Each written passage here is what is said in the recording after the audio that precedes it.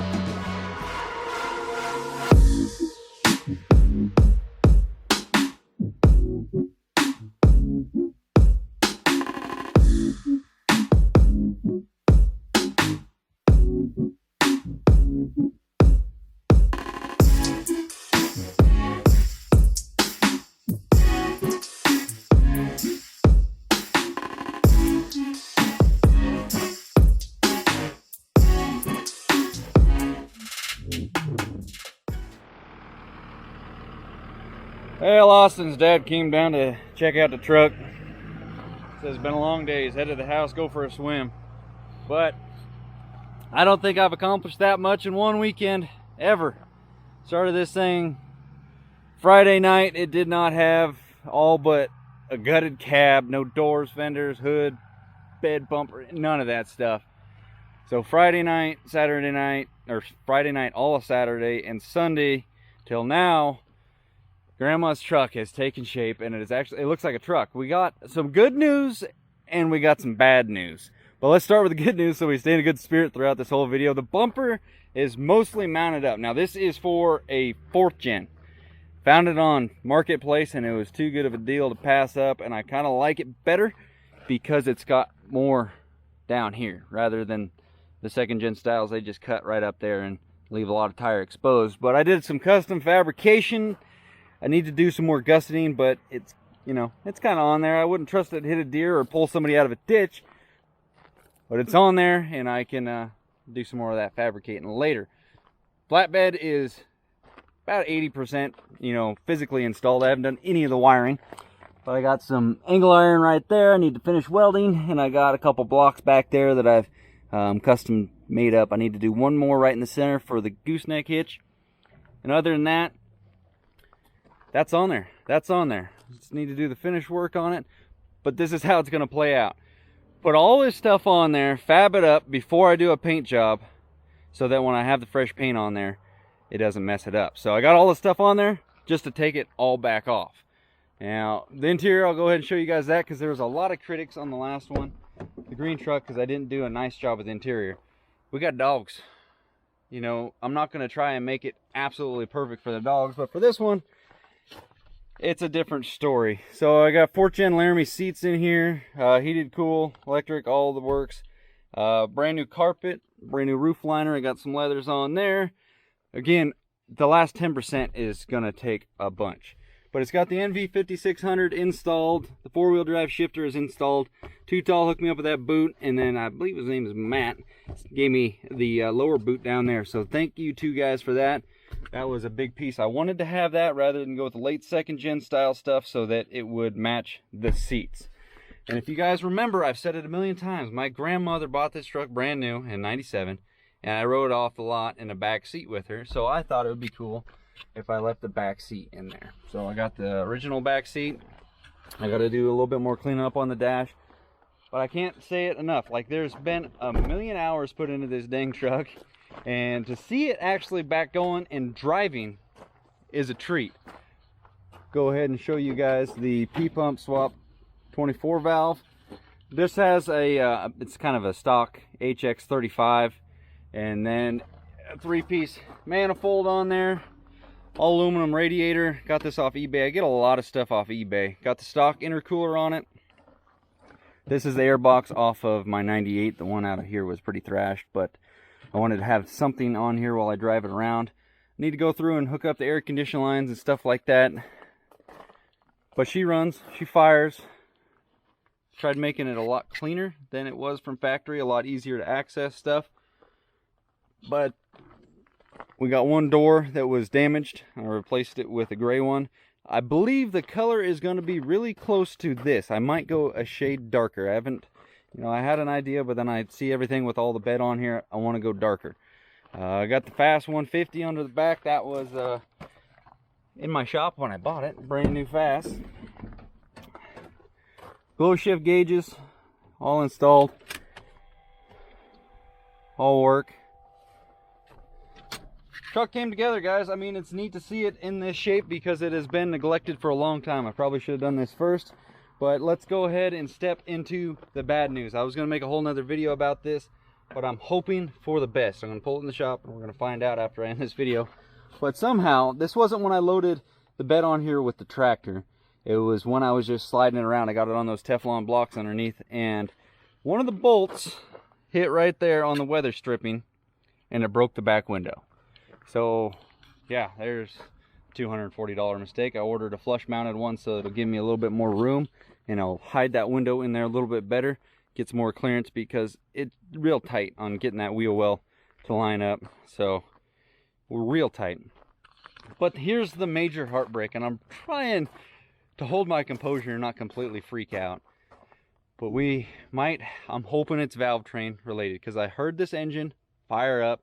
The oil pressure was great when on the engine stand from the guy I bought it from off of Craigslist. He's got his own little shop. He does this kind of stuff all the time, so I trusted his judgment, and the engine sounded good. But once I hooked the turbo up to it, I ran this thing just natural aspirated. I didn't have any turbo or intercooler. It sounded perfectly fine. But when I hooked up the intake and the turbo, it's got a little knock to it now. And I thought it was fuel related, because the system had to rebleed after it sat for a little bit. That's another issue. But I had injector 1 and 2 out, did the whole valve train, double checking it. So maybe something in the valve train got a little weird. I'm hoping. But if not, we got a lower end issue. And if that's the case, I'm going to be unhappy. So let's go ahead and fire it up for you guys. Again, I'm going to pull off the valve cover and check the valves after this video. I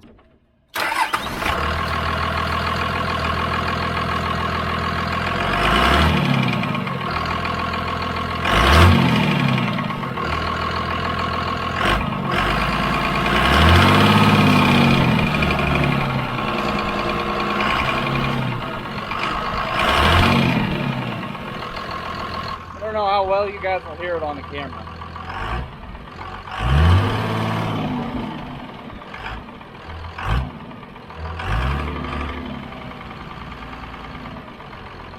Better on this side.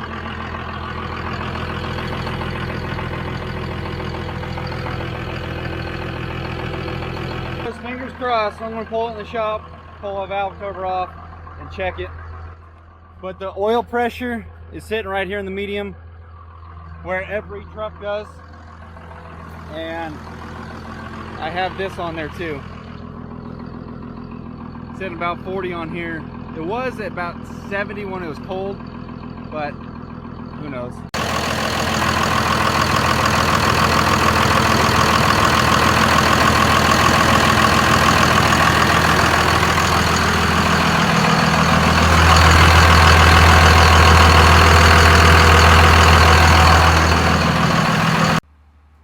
Well, just when I thought I was about ready to start tearing this thing back down to get it ready for paint, the engine sounds kind of funny. First and foremost, I checked the valve train, went through it, checking to see if, my valves were adjusted, any push tubes, any rocker arms, rocker pedestal, any of that was loose. Everything was nice and tight the way it should be. The valve lash, I tightened it a couple thou on the exhaust side. That definitely did seem to help the noise. Now, it's kind of got, I wouldn't say so much as a knock, but just like a noise that I don't like. Everybody listens to it, they don't really like. So this was a long block, had 180,000 miles on it. I looked it up from the guy I bought it from. He did the P-pump swap. He told me he opened up the engine. It was on an engine stand and everything. I don't see why he wouldn't. Checked all the bearings, checked everything. It was all good, new head gasket. And without the turbo hooked up, it sounded perfect, no problem. At idle, it was about 70 PSI of oil pressure, cold. Tonight we ran this thing for about 25 minutes, running that stethoscope over everything, trying to find a different tone. You don't really hear necessarily, unless it's completely bad, like something that will very obviously stand out. But for the most part, from the front to the back, top or bottom, it sounded more towards the back of the block that we were starting to hear something. So I'm going to do some more valve lash adjustment tomorrow when the engine's fully cooled, see if that helps us. And I know people are going to be like, hey, check the oil. Drain the oil. It was brand new oil in there. It was golden on the dipstick. And it's a little dark, obviously, in the pan, but there's no metal shavings in there. So the guy said all the bearings were in spec. Who am I to disagree with him? I'm trying to take people's word. It might have been in spec, but it might be a little bit loose and we're getting a little bit of noise. But there's no metal shavings. I ran my finger inside the oil pan on the engine. Nothing. So I don't know. I'm doubting crank bearing right now. It runs smooth. It doesn't have bad vibration, but I think it could be right on the edge. But just in case, rule anything out about oil pressure, I hooked this gauge up to the green truck, which I know has a good engine, and the oil pressure did drop down on this gauge to about 35 on the green one, and on this, running about twice as long, it showed about 25.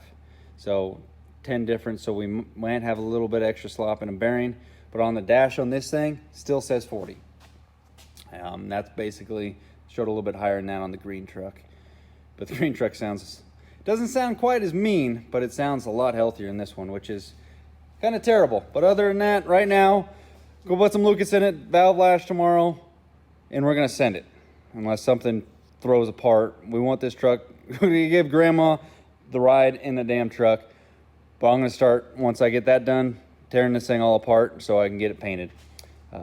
And if that engine dies, then we're gonna probably get that one built and put it in there like it probably should have.